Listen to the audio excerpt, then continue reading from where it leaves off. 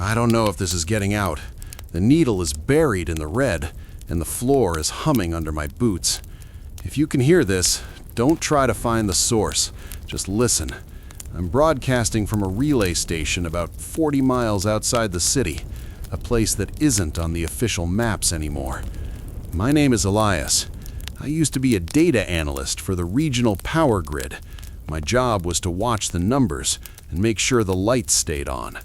But the numbers stopped making sense 3 hours ago, and the lights, well, you can see for yourself what's happening to the horizon. I'm tired. My eyes burn from staring at these monitors, but I'm going to stay here as long as the backup batteries hold. They told us it was a technical glitch at first, a temporary disruption in the National Defense Network. That's the kind of language they use when the world is ending. They use long words to hide the fact that they've lost control. I saw the raw data before the filters kicked in. I saw the heat signatures blooming like flowers across the northern hemisphere. It wasn't a glitch, it was a choice. I think about my kitchen a lot right now. It sounds stupid, I know, but I keep thinking about the half-empty cup of coffee I left on the counter this morning. I didn't finish it because I was running late. I was worried about a meeting about quarterly budgets. How small that seems now. I wonder if the coffee is still warm, or if the house is already gone. There's a certain kind of silence that comes before the wind hits. It's a heavy silence. It feels like the air is holding its breath, waiting for the impact. You probably think I'm lying. I hope you do. I wish I was just some crazy guy who broke into a radio tower to scare people. But if you look at your phone and see no bars, or if you look at the sky and see those thin white lines that look like clouds but aren't moving like clouds, you'll know. Those aren't planes. Planes have destinations. Those lines only have targets. They didn't give us a warning because there's no point in warning people when there's nowhere left to go. The bunkers are for the people who sign the papers, not for the people who pay the taxes. I'm sitting here in a concrete box with enough canned water to last a week, and I'm realizing that I don't even want the week. What is there to see in 7 days? The ash? The way the sun looks when it can't break through the smoke? I remember my father telling me about the old drills they used to do in schools, hiding under desks, as if a piece of wood could stop the sun from falling on your head. We grew up thinking this was a ghost story from the past. We thought we were too smart for this, too connected, too advanced. But the wires that connect us are the first things to melt.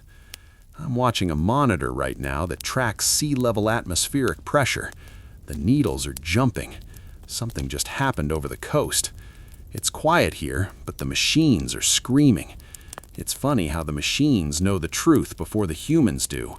They feel the pressure waves. They feel the electromagnetic pulse stripping the sky of its color. If you have a family, stay with them. Don't go outside. Don't try to drive anywhere. The roads are just long traps now. Just sit on the floor, hold their hands, and tell them things you forgot to say. Tell them about the time you went to the lake, or the way the park smelled after it rained in July. Give them something real to hold on to, while the world turns into something we won't recognize. I can hear a low rumble now. It's not thunder. It's too deep for thunder. It's the sound of the earth being moved. It's coming from the east. I have a few more minutes before the signal gets swallowed by the interference. I'm going to keep talking. I'm going to tell you what I see, even if I'm the only one left to see it. I'll start from the beginning. Not the beginning of the war, but the beginning of the end. It started with the satellites. One by one, they just went dark.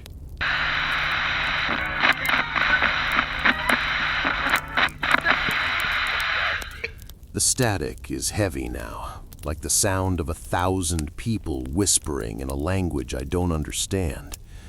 I can feel the signal thinning out, stretching until it's almost transparent. It's like trying to hold on to a handful of sand. The tighter I grip the microphone, the faster the words seem to slip through the gaps in the interference.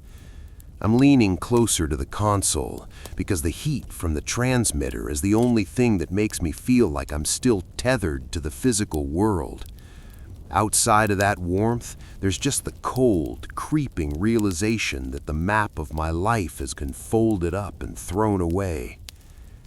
I keep thinking about the infrastructure of things, not just the power lines and the water mains, but the invisible infrastructure of a Tuesday afternoon. The way the mail arrives, the way the grocery store smells like floor wax and overripe bananas, the way people complain about the weather as if it's a personal insult. We lived inside a massive, delicate machine of routine, and we never bothered to look at the gears until they stopped turning. Now that the machine is broken, I realize that the routine was the only thing keeping the madness at bay. Without a schedule, without a commute, without a weekend to look forward to, time just becomes a flat, featureless plane. I saw a readout on the secondary console before it flickered out, a seismic reading from the Midwest. The earth didn't just shake, it rang like a bell. They say that when the big ones hit, the crust moves in waves like the surface of a pond. I try to imagine that. I try to imagine the solid ground turning into liquid, the mountains bowing down, the forests being swallowed by the dirt. It's a biblical image, but there's no God in the data. There's just physics. There's just the sudden release of energy that we spent decades compressing into metal tubes and hiding in the ground. I found a photograph tucked into the frame of the monitor. It's not mine. It must belong to the operator who was here before me. It's a picture of a group of people at a backyard barbecue. There's a man with a kiss the cook apron, a woman laughing with a paper plate in her hand, and two kids chasing a dog in the background. It's so ordinary it hurts to look at. They look so safe. They look like they believe the sun will come up tomorrow and the day after that. I wonder if they're still together. I wonder if they're sitting in a basement somewhere, looking at the same sky I'm looking at, wondering who that man on the radio is and why he won't stop talking. I'm talking because the alternative is to listen to the silence, and the silence is telling me things I don't want to hear. It's telling me that the cities are quiet. It's telling me that the highways are empty. It's telling me that the history of our species has just reached the final page and the rest of the book is blank. I refuse to accept that. I refuse to let the last page be blank. I'm going to fill it with these words, even if they're just scribbles on the margin of a burning world. I want to tell you about the fallback cities. That was a rumor that floated around the department for years. They said there were entire cities built underground, miles deep, with artificial suns and recycled air, where the elite would go to wait out the centuries. I used to believe it. I wanted to believe it because it meant that someone, somewhere would survive. But looking at the readings now, looking at the way the crust is buckling and the atmosphere is ionizing, I realize those cities would just be high-tech coffins. There is no escaping the earth when the earth decides to turn on you. There is no depth deep enough to hide from the choices we've made. My voice sounds different to me now. It's deeper, raspier. It's the sound of someone who hasn't had a drink of water in hours.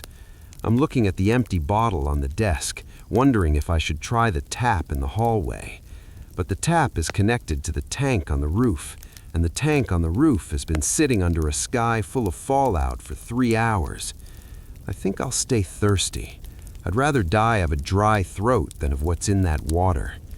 It's a strange thing to be picky about how you go when the world is ending, but I suppose it's the last bit of control I have. The blue glow in the room is pulsing in time with the transmitter's whine. It's like the room is breathing.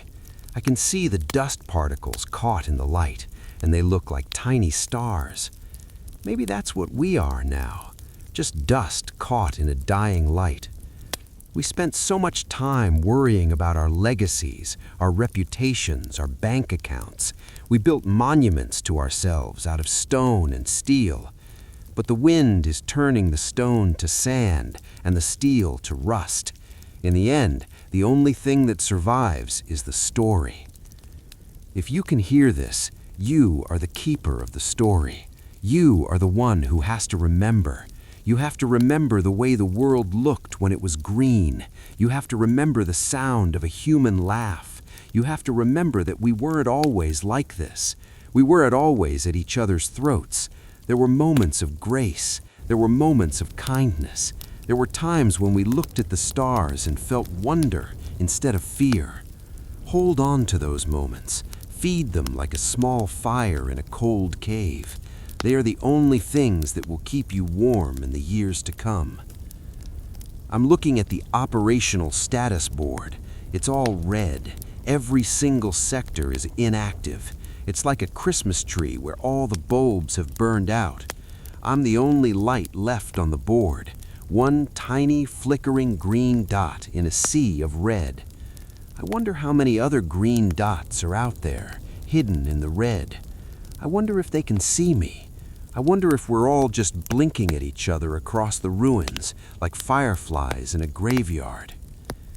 I need to tell you about the long dark. It's not just the absence of the sun, it's the psychological weight of it. When the sky stays gray for a month, you start to forget what the light felt like. When the birds don't return, you start to forget what music sounded like. You have to fight that forgetfulness. You have to describe the sun to yourself every morning. You have to hum the tunes you remember. You have to keep the world alive in your mind, or it will die there too. The hum of the station is getting lower. The frequency is shifting. I'm having to adjust the dial every few minutes just to keep the signal from drifting into the static. It's a losing battle. The equipment is failing piece by piece. The solder is melting, the wires are fraying, and the vacuum tubes are gassing out. I'm presiding over a slow-motion mechanical death.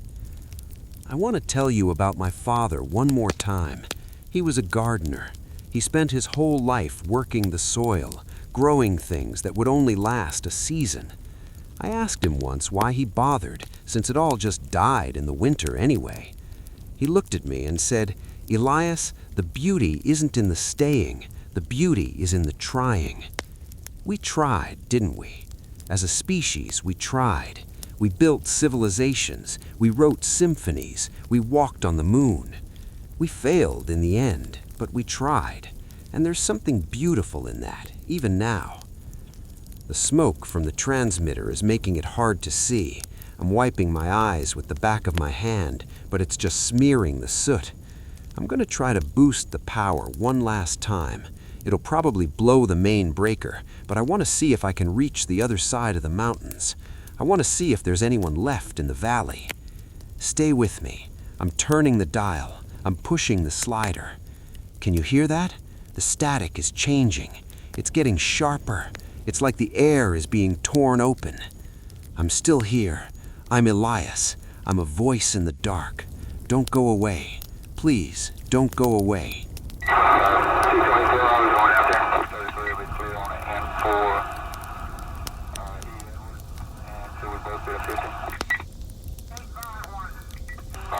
I think I've reached the limit of what this machine can do.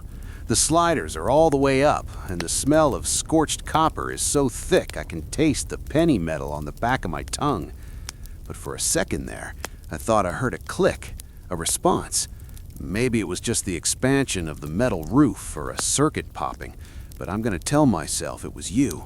I'm going to tell myself that somewhere, through the haze of the fallout and the screaming of the ionosphere, a hand reached out and touched a dial.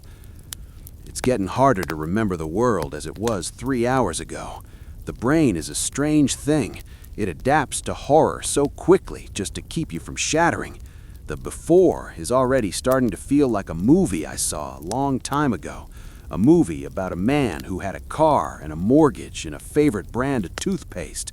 That man is gone. He died the moment the first telemetry spike hit the screen. This man, the one talking to you, is something else. He's a remnant, a lingering echo. I want to tell you about the protocol of the last word. It wasn't a government plan. It was just an unwritten rule among us radio operators. If the world ever went quiet, you were supposed to stay on the air until the very end, so that the last thing heard on the planet wasn't the sound of the wind, but the sound of a human heart. I'm doing my best to honor that. My heart is beating fast, a frantic little rhythm that doesn't match the heavy, slow decay of everything else. I'm looking at the window now. I know I said not to look, but I can't help it. There's a gap in the heavy curtains I hung up. The sky, it's not yellow anymore. It's a deep, bruised crimson, the color of an old scab. And there are sparks. Huge, glowing embers are falling from the sky, drifting down like slow-motion snow. They aren't fire exactly. They're the pieces of the upper atmosphere that we've set on fire. It's like being inside a furnace that hasn't quite reached the center yet. I think about the museums. I think about the statues in the parks. I think about the paintings of the old masters. They've survived hundreds of years of wars and revolutions, but they won't survive this. Marble cracks in the heat, oil paint bubbles and peels. Everything we used to prove we were civilized is being unmade. We're being returned to the dirt, but the dirt is no longer kind. I found a small transistor radio in the desk drawer. I've turned it on and I'm holding it up to the microphone. Can you hear that? It's just a low, rhythmic pulsing. It's coming from the east. It's not a human signal. It's the sound of a dead satellite tumbling through the vacuum, still sending out its automated all-clear signal to a world that isn't there to receive it. It's a heartbeat without a body. I'm losing my grip on the words. They're starting to feel heavy, like stones I'm trying to stack in a pile that keeps falling over. I want to tell you about the way the trees looked in the spring. I want to tell you about the sound of a child's laughter in a crowded park. I want to tell you about the smell of rain on a hot sidewalk. But the memories are getting dusty. They're being covered by the gray ash that's leaking in through the door. If you have a candle, light it. If you have a flashlight, turn it on. Not because it will help you see, but because it's a protest. Every photon of light we create right now is a slap in the face of the darkness we've unleashed. Don't let the shadows have the final say. The transmitter is starting to moan. It's a low, vibrating sound that's coming from the deep coils. It means the insulation has melted and the high voltage lines are arcing. I have maybe 5 minutes, maybe 10. After that, this station will just be a silent monument in the middle of a wasteland. I'm gonna use my last few minutes to tell you my name again. Elias. My name is Elias. I was born in a small town with 3 stoplights. I loved a woman named Clara. I liked the way the air felt right before a thunderstorm. I was a person. I was here. Don't let them tell you it was inevitable. It wasn't. We had 1,000 chances to turn back. We had 1,000,000 warnings. We just chose to believe that the world was too big to break. We were wrong. Watch for the rain. If it's black, hide. If it's clear, well, it won't be clear for a long time. The lights are going. The red is fading into a dark, muddy brown. I can't see my hands anymore. I can only feel the cold plastic of the microphone. It's the only thing left in the universe. I'm still here. I'm still... Radio is between 9 o'clock, Bill. Send to Central Pacific. Choose yes, clear. Loud and clear. We lost the eyes in the sky first. It was subtle. Most people didn't even notice because their GPS worked for a little while longer on cached data. But at the station, we saw the telemetry dropping off like flies. 1 minute, we had a full constellation of birds watching the world, and the next, there were just holes in the data. It wasn't an accident. It was the first move. They call it blinding the giant. If you can't see what's coming, you can't react. Or worse, you react to shadows. I watched those signals blink out on my screen, tiny green dots turning gray, and I felt a cold knot tie itself in my stomach. I called my supervisor, a man named Henderson who had spent 30 years ignoring problems, and he told me it was probably solar flares.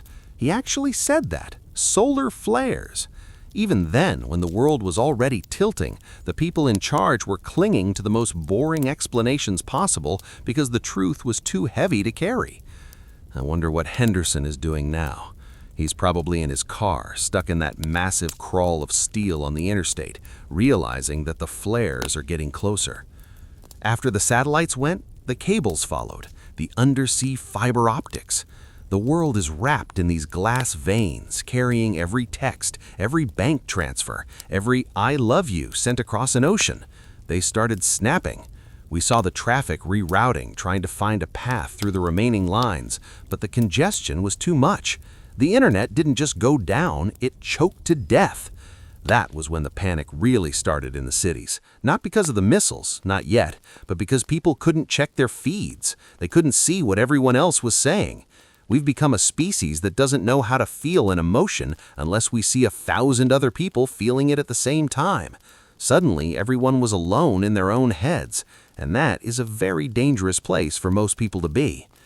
I remember looking out the window of the break room during that second hour. The birds had stopped singing. I never realized how much noise birds make until they all go silent at once.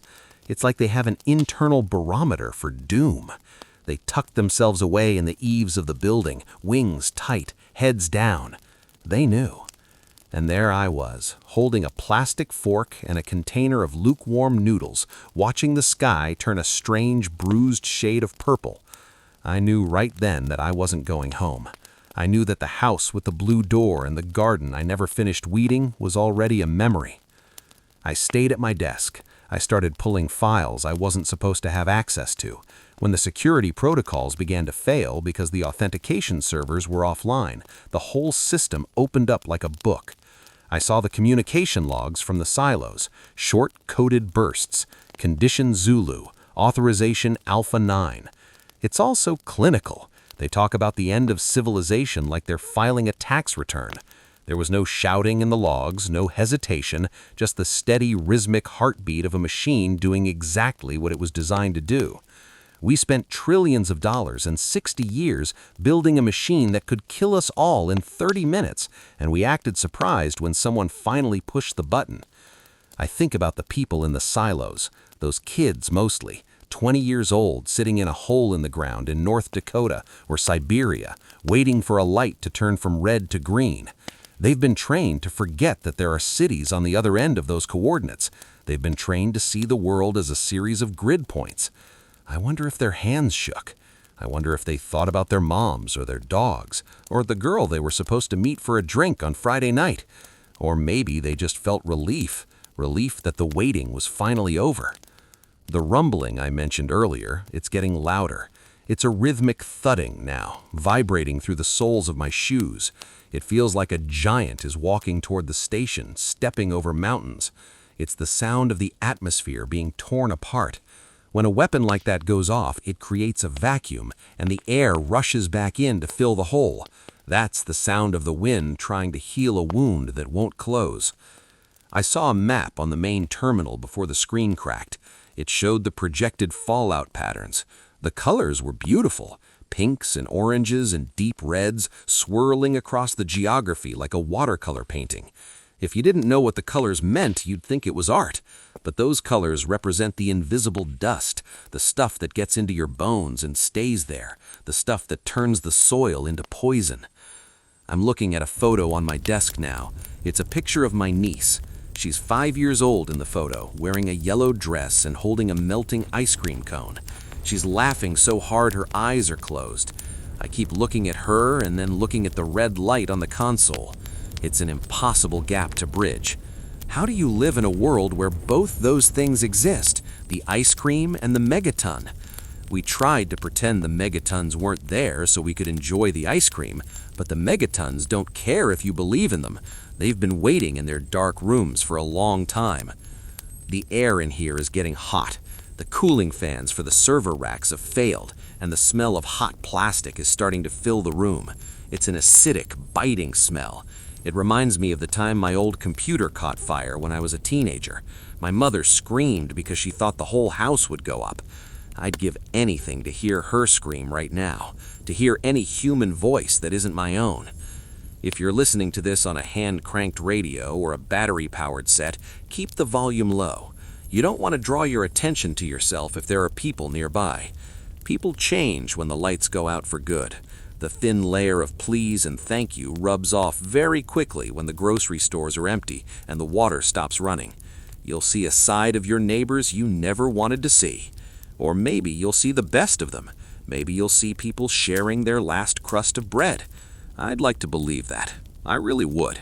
But the data I spent my life analyzing tells me otherwise. Humans are predators who have been taught to play nice, and the lesson is about to be forgotten. I want to tell you about the flash.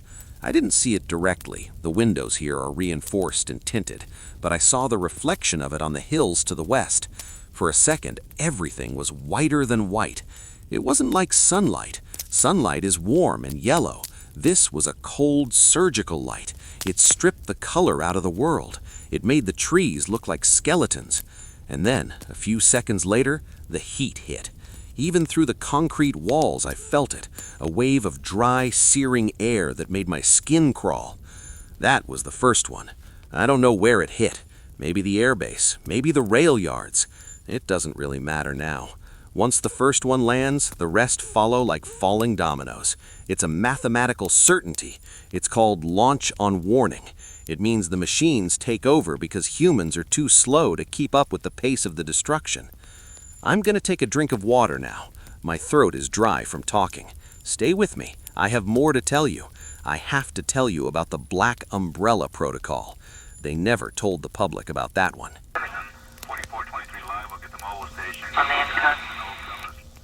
C7? Yes, ma'am, we'll be clear, and 233 will be clear on the N4 E. Edward, and so we'll both be at 50. The Black Umbrella. That was the internal name for the secondary phase. You see, the people who planned these things, the men in the windowless rooms with the starched collars, they knew that the first wave wouldn't finish everything. They knew there would be survivors, people like you, sitting in kitchens or basements or cars, wondering what comes next. The umbrella wasn't designed to save you. It was designed to manage the remains. It was a series of automated commands that triggered the shutdown of the civilian infrastructure to preserve what was left for the continuity of government. That's why your taps went dry so fast. It wasn't because the pipes broke, not yet. It's because the system locked the valves to keep the reservoirs for the bunkers. They took the water while you were still trying to figure out why the TV went to static. I watched the command lines scroll by on my screen. Resource diversion initiated. It's such a clean way to say they're stealing the last of the world from the people who are actually living in it. I felt a strange kind of shame watching it happen, like I was an accomplice because I was the one seeing it. I tried to override a local pump station in a valley nearby, just to give those people a few more hours of flow, but the system kicked me back. Access denied, authority, executive level. The machines are very loyal to people who aren't even on the surface anymore. I'm looking at the dust on my desk. It's vibrating. The thudding has turned into a constant low-frequency hum that makes my teeth ache. It's the sound of the Earth's crust absorbing more energy than it was ever meant to hold. I wonder if the tectonic plates are feeling the shock. We spent millions of years evolving on this rock, and we're breaking it in less time than it takes to cook a meal. I keep thinking about the small things. My neighbor's dog, a golden retriever named Sam, who used to bark at the mailman every day at 2 p.m. I wonder if Sam is hiding under the porch right now. I wonder if he understands that the mailman isn't coming back. Animals have this way of looking at you when they're scared, a kind of total trust that you'll make it okay. We failed them too. We failed everything that breathes. There's a sensor on my panel that monitors the outdoor air quality. The needle just snapped off. It didn't just go to the max, it physically broke. The particulate matter out there, it isn't just smoke, it's everything we built. It's the skyscrapers, the cars, the libraries, the playgrounds, all ground down into a fine gray powder that's floating in the air. We're breathing our own history now. It's a heavy thought, isn't it?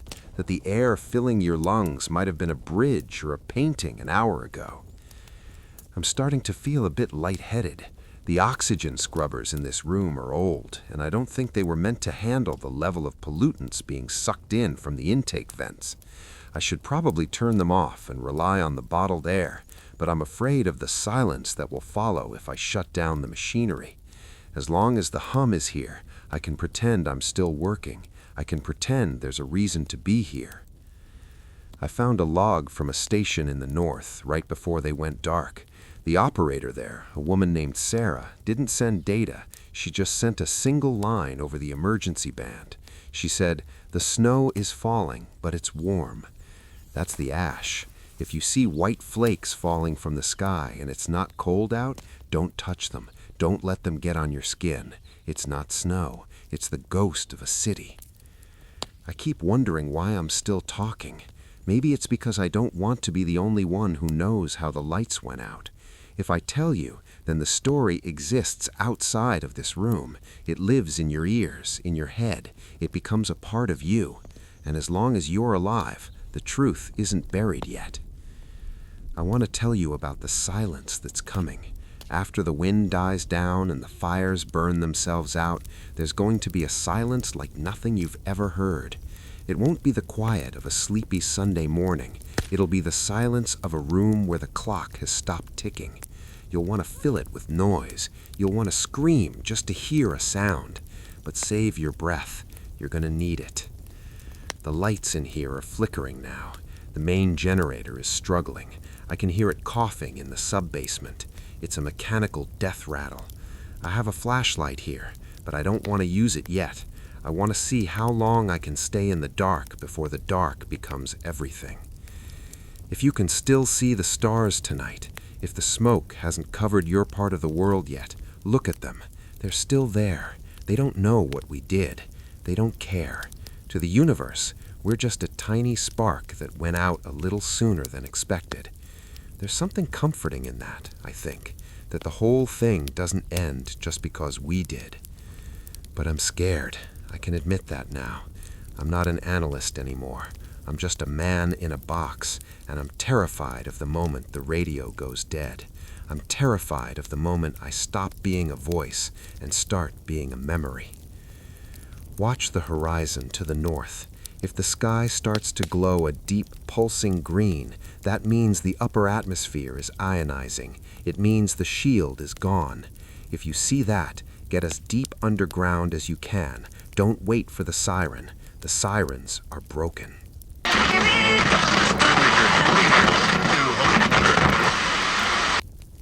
The green glow is what the scientists used to call the spectral curtain.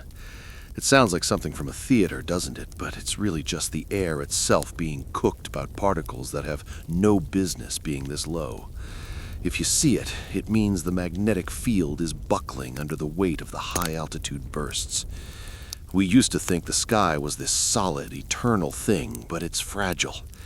It's just a thin layer of gas keeping us from the cold void, and we've spent the last hour punching holes in it. I can see the status lights on the secondary relay fading. Each one represents a town or a village that isn't checking in anymore. Mapleton, Oak Haven, Cedar Ridge. They're just labels on a plastic board now. I spent 5 years of my life visiting those places, checking the transformers, drinking bad coffee at the local diners, and complaining about the rain.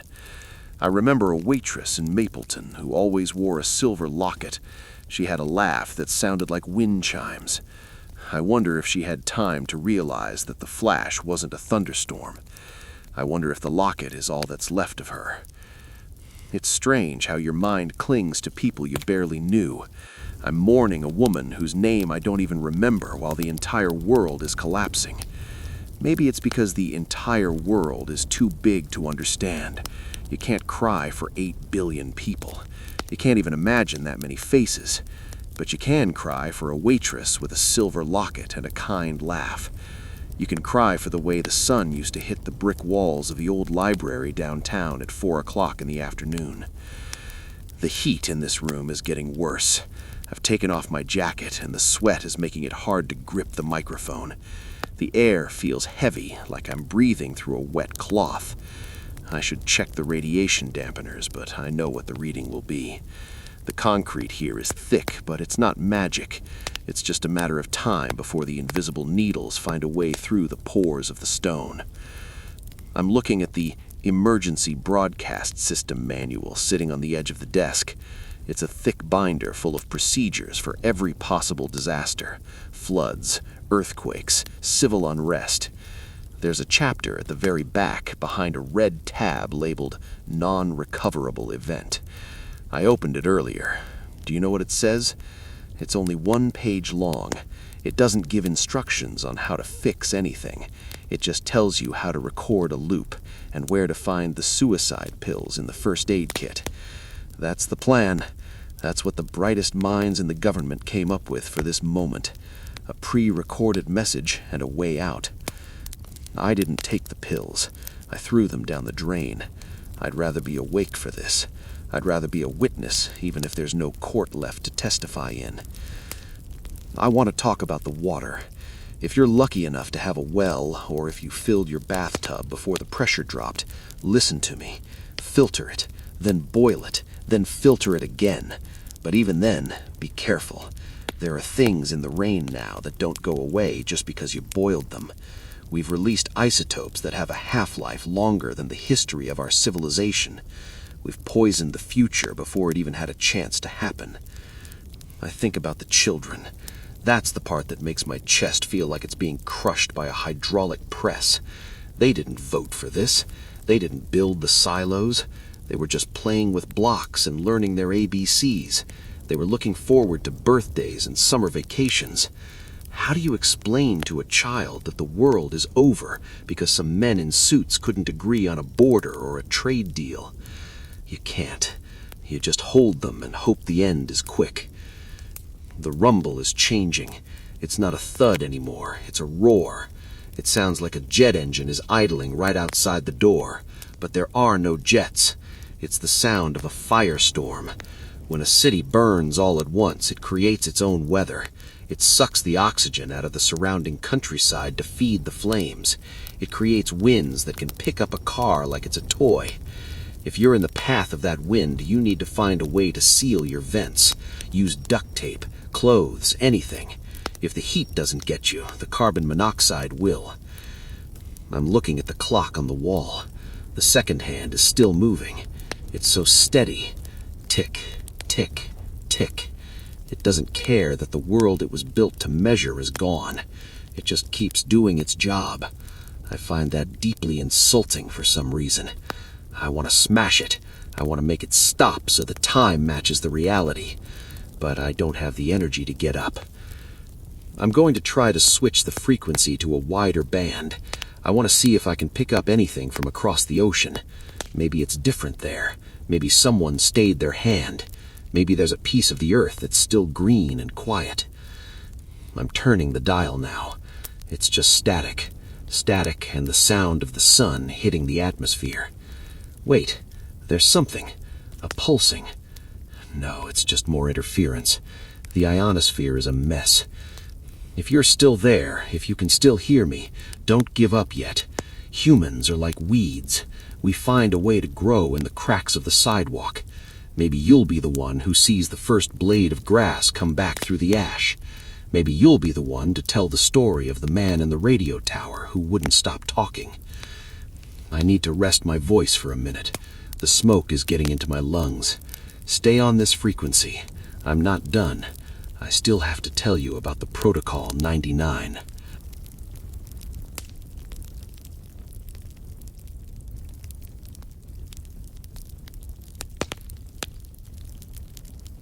Protocol 99 was the one we all joked about during the training seminars.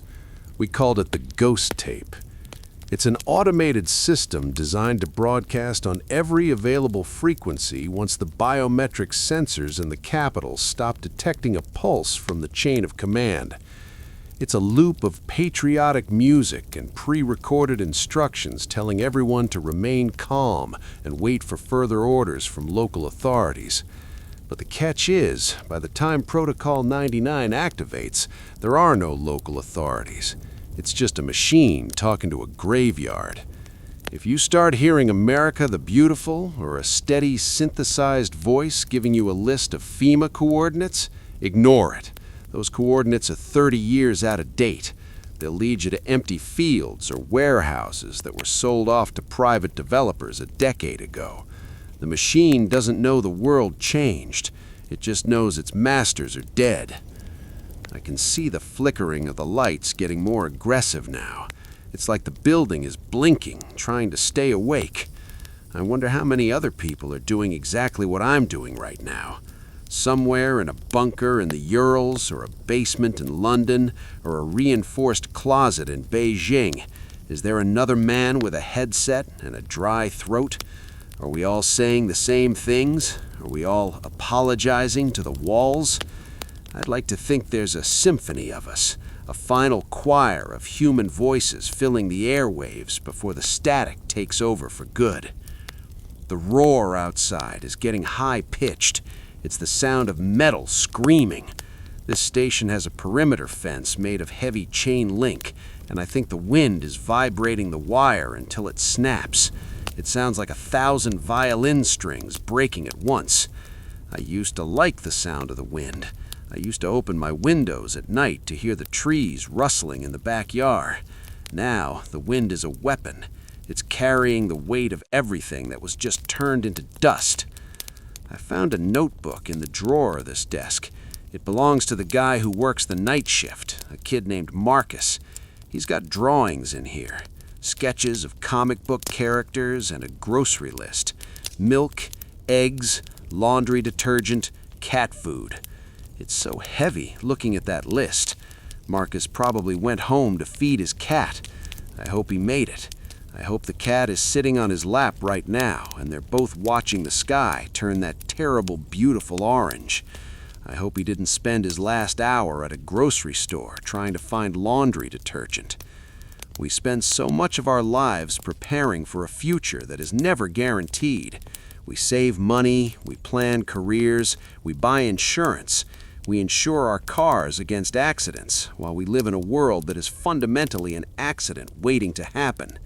We built a civilization on a foundation of what-ifs, and we finally hit the one what-if that doesn't have an answer. I'm looking at a digital map on the secondary screen. It's still flickering, showing the thermal plumes. They're spreading. The heat from the initial blasts is starting to merge, creating these massive heat islands that are warping the local weather patterns. It's going to rain soon, but it won't be the kind of rain that brings life. It'll be a black, oily rain. If it hits your skin, wash it off immediately with whatever clean water you have left. Don't let it soak into your clothes. It's the soot from the burning cities, mixed with the chemicals from the factories that went up in the first 10 minutes. It's the world's funeral shroud falling back down to Earth. I remember reading a book once about the end of the dinosaurs. It said that when the asteroid hit, the atmosphere got so hot that the forests ignited all at once from the sheer friction of the air. I think we've managed to do the same thing, but we did it with math and physics instead of a rock from space. We're so much more efficient at it than nature ever was. My hands are shaking. I'm trying to keep them still by gripping the edge of the desk, but the vibration from the ground is making it impossible. It's a strange sensation, feeling the earth itself trembling with fear. Or maybe it's not fear. Maybe the earth is just stretching, trying to shake us off like a dog shakes off fleas. We've been a very difficult species to host, haven't we? We dug too deep, we burned too much, and we stayed too long. I have a small radio here that I've tuned to the shortwave bands. I'm hearing something. It's not Protocol 99. It's a voice. It's faint, buried under layers of crackle, but it's definitely a human voice. I can't make out the language. It could be Spanish or maybe French. It doesn't matter. The tone is the same as mine. It's the sound of someone who knows they're talking to the end of the world. We're all speaking the same language now, the language of the lost. I wish I could tell you that there's a secret plan, that there's a fleet of ships waiting to take us to another planet, or a miracle technology that'll scrub the air and fix the sky. But there isn't. There's just us. There's just you in your room and me in this box, and that has to be enough. We have to be enough for each other in these last moments. I'm going to try to boost the signal one more time. I'm going to bypass the safety limiters on the transmitter. It'll probably fry the circuits in a few minutes, but it'll push this voice a little further into the dark. If you're hearing this and it suddenly gets louder, that's why. I'm giving the radio everything I have left. I want to talk about the light. People always talk about the darkness of the apocalypse, but nobody warns you about the light, the way it stays in your eyes, the way it makes everything look sharp and jagged. It's a dishonest light. It makes things look more real than they are right before it destroys them. If you have a window, don't look out of it. Cover it with a blanket. Put your back to the wall. Focus on something small, a crack in the ceiling, the grain of the wood on the floor. Stay small. The world out there is too big for us right now. I can smell ozone. The transmitter's starting to cook. I have to be quick. I need to tell you about the one thing I saw in the data that they didn't want anyone to know. It wasn't about the missiles. It was about what comes after.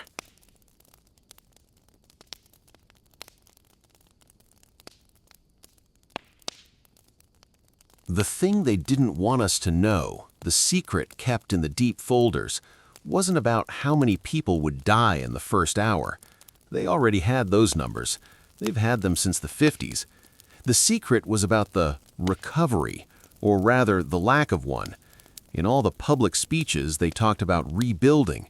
They talked about the resilience of the human spirit and the way we'd emerge from the shelters to plant seeds in the new world. But the data on my screen, the real projections calculated by the high-speed arrays, showed something else.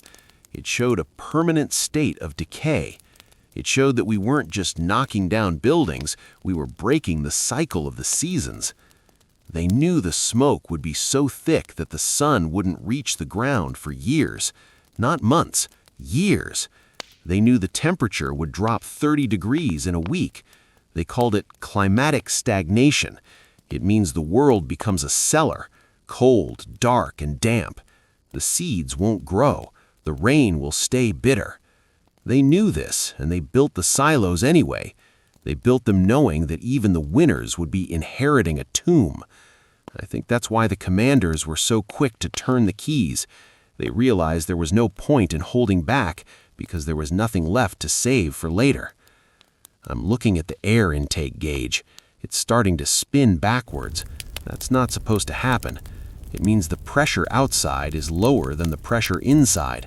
The firestorm must be passing over the station, trying to suck the air right out of my lungs through the vents.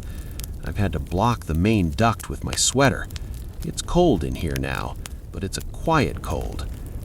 I keep thinking about the ocean. I grew up near the coast. I remember the way the salt felt on my skin and the way the waves sounded at night. I wonder what the whales are thinking right now. Do they feel the vibrations in the water? Do they wonder why the ships have stopped moving? The ocean is so big, so deep. Maybe down there in the dark trenches they don't even know we're gone. Maybe they'll keep swimming for another 1,000 years, oblivious to the fact that the surface of the world has turned into a cinder. I hope so. I hope something out there survives us. Something that doesn't build bombs. Something that just exists. I found a candy bar in my pocket. It's just a cheap chocolate bar with nuts. I'm eating it slowly. It's the last thing I'll ever taste that was made in a factory by people who were just doing their jobs. It's sweet and a little bit stale. It's the most delicious thing I've ever had. I'm savoring the sugar like it's gold. When you're at the end, the things you used to ignore become the things you miss the most. I'd give my soul for a glass of cold milk right now. Just a plain glass of milk. The transmitter is making a whining sound. It's a high-pitched scream that's getting into my brain. I think the copper coils are melting. I'm going to have to bypass the cooling unit entirely to keep this going. My hands are sweating, and I'm worried I'll get a shock if I touch the wrong wire. But what does it matter? A little bit of electricity is the least of my problems. I want to tell you about the last time I saw my wife. We argued. It was over something trivial, the dishes or the car insurance, or who forgot to lock the back door. I can't even remember the details, but I remember the look on her face. She was tired. We were both so tired of the day-to-day grind. I left for work without saying goodbye. I just walked out and slammed the door. That was 6 hours ago. Now I'd walk through fire just to tell her that the dishes don't matter. I'd tell her that the only thing that ever mattered was the way she looked when she was sleeping, all peaceful and far away from the world. If there's someone in the room with you, tell them you love them, even if you're mad at them, even if you haven't spoken in years. Say it now. Say it loud. The airwaves are full of the sounds of things breaking, but there's still room for a human voice. The screen in front of me just went black, not because of the power, but because the sensor it was connected to, the one at the Capitol, has ceased to exist. There's no more data coming from the center of the country. It's just a hole in the map now. I can feel the silence spreading out from there, moving across the plains, over the mountains, heading this way. It's a fast-moving silence. I'm going to switch to the long-range antenna. It's risky because it's a lightning rod for the EMP, but I want to try to reach the southern hemisphere. If you're listening in Australia, or South America, or Africa, maybe it hasn't reached you yet. Maybe you still have a sunset. If you do, look at it for me. Really look at it. Remember the colors. Write them down. Hide the paper in a jar and bury it deep in the ground. Maybe someone will find it a long time now and know that there was once a world that was beautiful.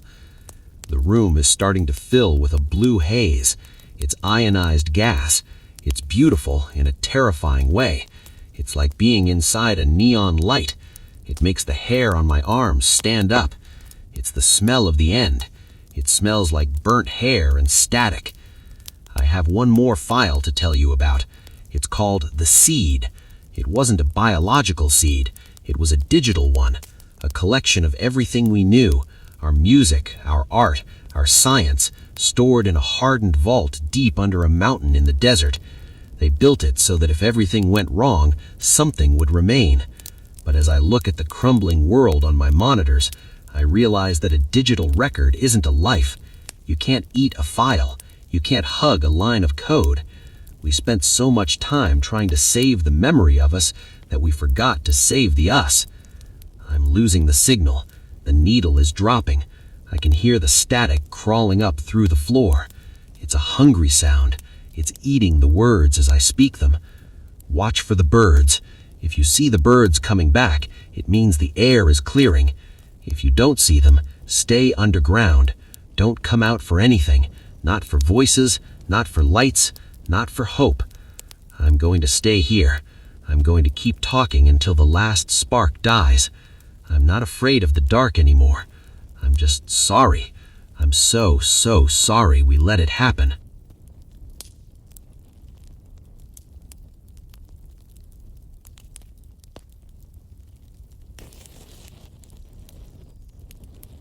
The blue haze is thicker now. It's getting hard to see the buttons on the console. My skin feels like it's being poked by 1,000 tiny needles. That's the radiation, I think. Or maybe just the static charge building up in the room. I've heard that in the moments before a lightning strike, your hair stands on end and the air tastes like metal. It's been like that in here for the last 10 minutes. I'm sitting in the middle of a giant circuit that's about to blow, and I'm the only fuse left. I keep thinking about the things we'll never see again. Simple things. I'll never see a movie in a crowded theater again. I'll never hear the sound of a lawnmower on a Saturday morning. I'll never see the way the light reflects off the windows of a skyscraper at sunset. We took those things for granted. We thought they were permanent. We thought the world was a solid, unbreakable thing. But it turns out it was just a thin crust of habit sitting on top of a furnace. I'm looking at the seed file again on my secondary handheld. I managed to download a small part of the index before the server died. It's a list of names, not people, but things. The complete works of Shakespeare, the blueprints for the internal combustion engine, the recipe for bread. It's a shopping list for a civilization that doesn't exist anymore. Who is going to read Shakespeare when they're scavenging for clean water in the ruins of a mall? Who is going to build an engine when there's no oil left to burn? We were so arrogant. We thought our knowledge was our salvation, but knowledge without a world to use it in is just a ghost. I want to tell you about the Echo Protocol. It was a theory I read about in a classified journal a few years back.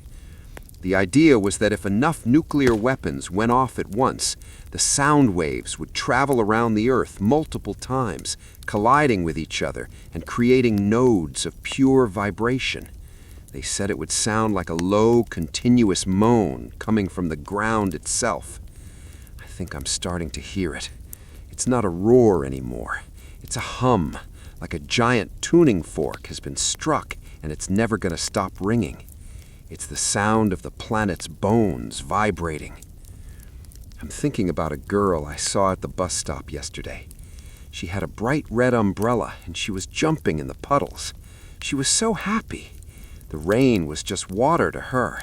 It wasn't poison. It wasn't a threat. It was just a reason to play. I wonder where she is now. I hope she's somewhere safe, under a thick roof, still holding that red umbrella. I hope she never has to learn the names of the isotopes I'm seeing on my screen. I hope she remembers the world as a place where puddles were for jumping in. The power is dying. I can hear the fans slowing down. The pitch is dropping, a long, sliding note that ends in a click.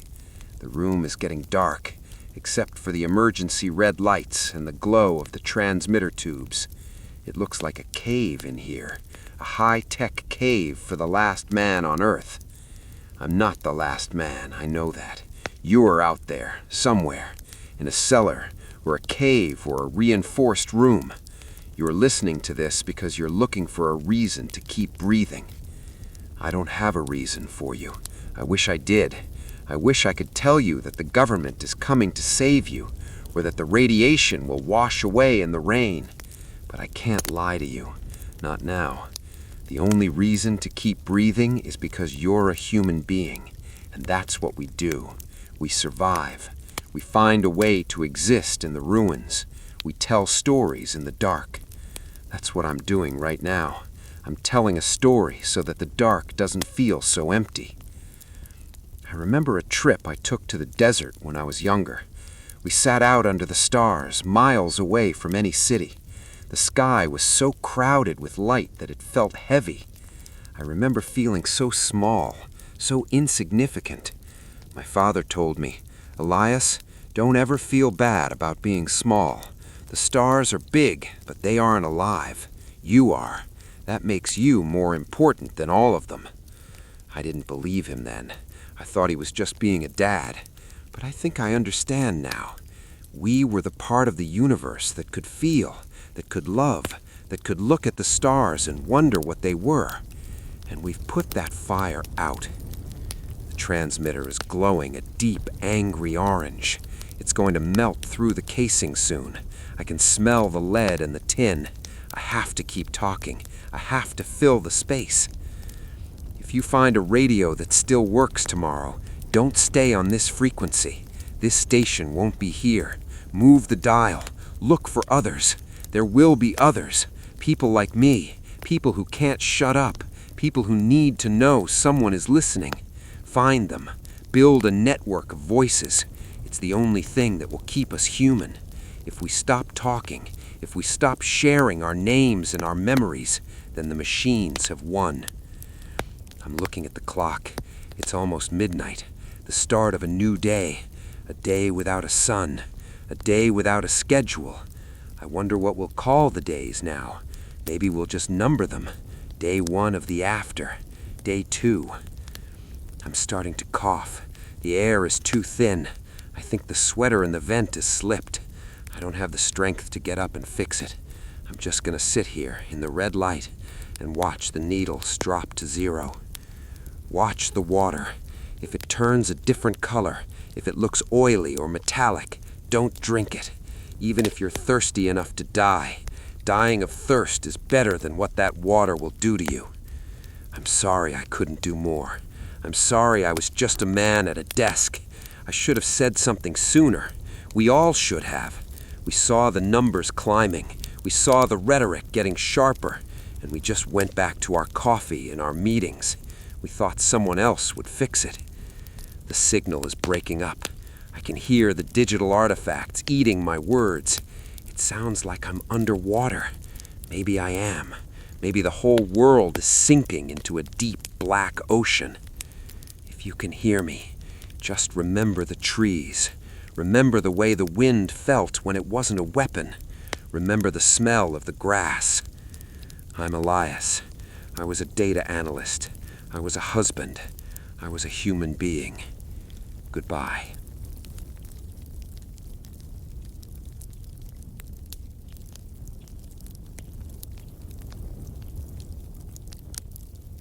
I lied. I said goodbye, but I'm still here. The transmitter hasn't given up yet, and neither has my heart, though it's hammering against my ribs like a bird in a cage. The silence that followed my last words was too much to bear. It felt like the weight of the entire planet was pressing down on this concrete box.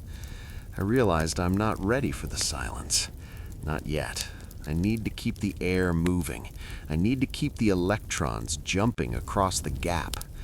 If I stop talking, the world outside becomes the only reality, and I can't face that reality without a shield of words. The red emergency lights are pulsing now. It's a slow, steady rhythm, like the heartbeat of a dying animal. Each pulse reveals a little more of the room. The empty coffee mug, the stack of useless reports, the dust motes dancing in the ionized air. It's funny how the dust doesn't care. The world is ending, and the dust just keeps floating, indifferent to the radiation, indifferent to the fire, indifferent to the fact that there's no one left to sweep it up. I'm looking at the secondary monitor, the one that's still showing a flickering feed from a weather camera on the roof of a skyscraper 300 miles away. The camera is shaking violently. The sky in the image isn't black or blue. It's a sickly, bruised yellow. You can see the outlines of other buildings through the haze, but they look like ghosts, like charcoal drawings half erased by a cruel hand. Suddenly the image jerks, and the skyline vanishes in a wall of gray. The feed goes to static. That was the wind. The shock wave finally reached the coast. It's moving across the land like a giant's broom, sweeping away everything we spent centuries building. I wonder what it sounds like out there, away from the hum of the station. Is it a roar, or is it just a high-pitched whistle as the air is forced through the gaps in the ruins? I remember a storm we had when I was a kid. The wind was so loud it sounded like a freight train passing through the living room. My mother sat me on her lap and told me the wind was just the earth singing a song we didn't know the words to. I wonder what kind of song the earth is singing now. A requiem, maybe. A song for a species that forgot how to listen. I'm thinking about the libraries, all those millions of books, the paper turning to ash, the ink vaporizing, all those stories, those poems, those long-winded histories of kings and wars, all gone. We thought we had recorded everything. We thought we were permanent. But paper burns at 451 degrees, and the fires out there are burning at thousands. It's a total erasure. A cosmic delete key has been pressed, and there's no undo button. Everything that made us us, our collective memory, is being scrubbed clean. I found a half-eaten sandwich in the bottom drawer. I don't know how long it's been there. It's dry and tastes like nothing, but I'm chewing it anyway. It's a mechanical action. Eat to live. Live to talk. Talk to what? To whom? I'm talking to a ghost. I'm talking to a memory of a listener. But that doesn't matter. The act of speaking is an act of defiance. It's a way of saying, I am still here. I am still a person. I am not a statistic. I want to tell you about the greenhouse protocol. It was another one of those secret plans buried deep in the archives. It was a plan to restart agriculture using underground hydroponic farms powered by small nuclear reactors. They called it Project Eden, but the documents showed that Eden could only support about 500 people. 500 out of billions. I saw the list of who was supposed to go to those farms. It wasn't the farmers. It wasn't the teachers or the doctors. It was the essential personnel. The generals, the politicians, the people who started the fire in the first place. They built a lifeboat for themselves and left the rest of us on the burning ship. I'm not angry anymore. It's strange. I should be furious. I should be screaming at the ceiling, cursing the names of the men in the bunkers. But there's no room for anger when there's so much grief. Anger requires energy, and I'm so tired. My bones feel like they're made of lead. The air is getting thicker, and every breath is a struggle. It's like I'm breathing liquid metal. I can hear a clicking sound coming from the wall behind me. It's the Geiger counter. It's not the steady tick, tick, tick of background radiation anymore. It's a continuous, frantic buzz. It sounds like a swarm of angry bees. The walls are thick, but the invisible fire is finding its way in. It's coming through the vents, through the pipes, through the very pores of the concrete. It's a slow, silent invasion. You can't see it, you can't smell it, you can't feel it until it's too late. If you're in a basement, seal the door with wet towels. If you have plastic sheeting, use it. Create a clean room within the room. Stay in the center, away from the walls. If you have a cat or a dog, keep them close. Their body heat will help when the temperature starts to drop. And it will drop. The sun is being blotted out as we speak. The great cooling is beginning. I keep thinking about the day of the sun. That's what they called the last day of summer back in my hometown. Everyone would go down to the river and we'd have a big bonfire and eat corn on the cob. The smell of the wood smoke was so sweet back then. It meant autumn was coming. It meant football games and sweaters and the first frost. Now the smell smells like chemicals and rot. It means the end of seasons. It means a winter that won't have a spring. I'm looking at the clock again. The battery must be dying because the second hand is stuttering. It moves, then stops, then moves again. It's like it's trying to decide if it's worth the effort to keep going. I feel the same way. Every time I close my eyes, I have to fight to open them again. The darkness is so tempting. It's a soft, heavy blanket that promises an end to the fear and the heat. But I'm going to stay awake. I'm going to keep the signal alive as long as there's a single watt of power left in the batteries. I'm going to tell you about the birds again. I saw a hawk earlier before the sky turned yellow. It was circling high up, riding the thermals from the fires. It looked so graceful, so detached from the chaos below. It didn't know the world was ending. It just knew the air was warm and the hunting would be easy for a while. I envied that hawk. I envied its ignorance. I want to tell you about the silence again. It's not just the absence of sound. It's a presence. It's a heavy, suffocating thing that fills the corners of the room. It's the sound of billions of voices suddenly being cut off. It's the sound of the future being canceled. If you have a book, read it. Read it out loud to the empty room. Don't let the silence win. Use your voice. Sing a song. Recite a poem. Even if you don't know the words, just make a sound.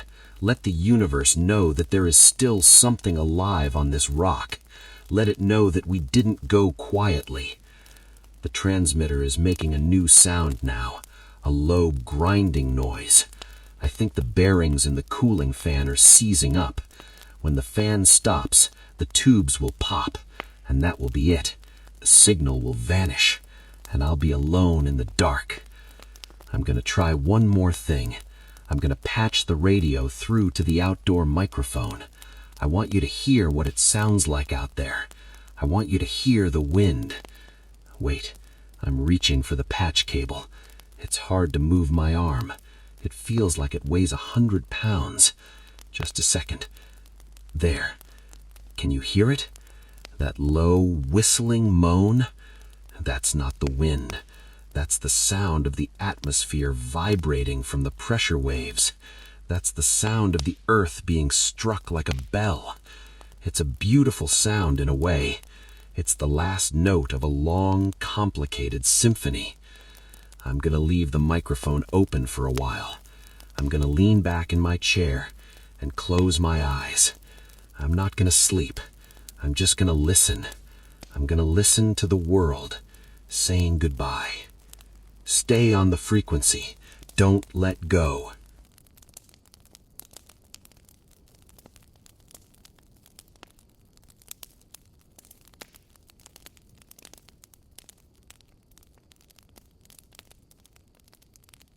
The wind outside. It doesn't sound like weather anymore. It sounds like a physical weight being dragged across the roof. It's a rhythmic, heavy scouring. I've realized that the sound I'm hearing isn't just the air. It's the debris. It's the grit of 1,000 shattered lives sandblasting the concrete walls of this station. It's a relentless, abrasive static that wants to smooth everything out until there are no sharp edges left, no landmarks, no reminders that we were ever here. I'm looking at the patch cable I just plugged in. My hand is trembling so much I can barely see the copper. Everything is vibrating. The table, the chair, the very bones in my skull. It's a resonant frequency that feels like it's trying to shake my molecules apart. I read once that certain low-frequency sounds can cause a person to feel a sense of profound dread, even if they don't know why. But I don't need the sound to tell me why I'm afraid. The why is written in the glowing red numbers on my dashboard. I want to tell you about the protocol of the last light. It's something I found in a training manual back when I was just a junior tech. It was a directive for the national grid operators. It said that in the event of a total systemic collapse, we were supposed to prioritize the light. We were supposed to keep the streetlights on as long as possible, even if it meant cutting power to the hospitals or the emergency shelters. Do you know why? It wasn't for safety. It was for morale. They didn't want the last thing people saw to be the dark. They wanted us to believe that as long as the lamps were burning, the world was still there. I can see the flicker of a single streetlight on the perimeter fence through the monitors. It's stuttering, fighting the surge. It's a lonely, brave little spark in a world that's being swallowed by the gray. I find myself rooting for it. "Stay on," I whisper, "just one more minute," because I know that when that light goes out, it's not just a bulb breaking, it's the end of the illusion. It's the final off switch. I keep thinking about the ocean again. I wonder if the water is boiling near the strike zones. I wonder if the steam is rising in great white pillars that reach all the way to the edge of space. The scale of it, it's too much for a human brain to process. We aren't built to understand the death of a planet. We're built for the death of a garden, or the end of a friendship, or the loss of a job. We're built for small griefs. This is a hole so big that no amount of crying could ever fill it. I found a small wooden spinning top in my pocket. I don't know why it's there. It must have belonged to my nephew. He must have slipped it into my coat the last time I saw him, a little stowaway. I'm spinning it on the metal desk now. Whir, whir, whir. It's such a perfect, simple piece of physics. It stays upright because it's moving. As soon as it stops, it falls. We were like that, weren't we? As long as we were moving, as long as we were consuming and building and talking, we felt stable. But the momentum has run out. The top is starting to wobble. I'm looking at the atmospheric ionization meter. The needle is pinned so hard to the right that it's actually bent. The air in here is glowing now, not a haze anymore, but a faint, pulsing blue light that seems to come from the air itself. It's beautiful. It's the most beautiful thing I've ever seen, and it's killing me. It's stripping the electrons from the walls, from the equipment, from my own cells. It's a silent, luminous executioner. I want to talk about the silence that comes after the roar. There's a point where the energy is so great that the air can no longer carry the sound. It just becomes a wall of pressure. I think we're reaching that point. The whistling has stopped. Now there's just a heavy, crushing stillness that feels like being at the bottom of the sea. My ears are ringing, but it's a deep internal ring. It's the sound of my own blood pumping through my veins. It's the only proof I have left that I'm still alive. If you're still listening, if you're still out there in the dark, I want you to do something for me. I want you to find a piece of paper, any piece of paper, a receipt, a page from a book, an old envelope, and I want you to write your name, just your name, and then I want you to write the date, and then I want you to write, I was here, I saw the end, I did not forget. Fold that paper as small as you can, put it in something waterproof, a plastic bag, a glass jar, a metal tin, and hide it. Hide it in the deepest corner of your basement, or bury it under the floorboards. It won't save you, it won't stop the radiation, but it's a message, it's a letter to the future, even if there is no future. It's a way of saying that we weren't just shadows, we were real, we had names, we had lives. The transmitter is starting to smoke. The smell is thick now, like burning hair and old grease. I can hear the components inside popping, little miniature explosions as the transistors give up the ghost. I don't have much time left. The signal is going to start drifting. I'm going to lose the frequency. I want to tell you about the final protocol. It wasn't in the books. It was something we talked about late at night when the coffee was low and the shift was long. We said that if it ever happened, the last thing we'd do is open the lines. We'd let everyone talk. We'd turn the whole world into one big party line, so no one had to die alone. I'm trying to do that now. I've opened every relay I can reach. I'm broadcasting on every band, from the low-frequency long waves to the high-frequency bursts. I hope someone else is talking. I hope there's a mother in a cellar in Ohio singing a lullaby into a walkie-talkie. I hope there's a soldier in a bunker in the desert reciting poetry into a headset. I hope the air is thick with our sound. I hope the last thing the universe hears from Earth isn't the sound of bombs, but the sound of people talking to each other. My eyes are getting blurry. I can't see the spinning top anymore. I think it's fallen over. I can't hear the whir. I can only hear the hum of the station, and even that is fading. The lights are dimming to a deep, dark crimson. It's like being in a womb, a cold, concrete womb. I'm going to stay with you. I'm not going to leave the microphone. Even if I stop talking, I'll leave the line open. You'll hear my breath. You'll hear the clicks of the equipment. You'll know I'm still here. Watch the sky to the south. If the clouds break, you might see the stars one last time. They'll be brighter than you remember. Without the city lights, without the pollution, they'll look like diamonds on black velvet. Look at them and remember that we are made of the same stuff. We're just stardust that got a little bit confused for a while. The signal is failing. I can hear the static rising up like a tide. It's a cold digital ocean, and it's coming to take me away. I'm Elias. I'm still here. I'm still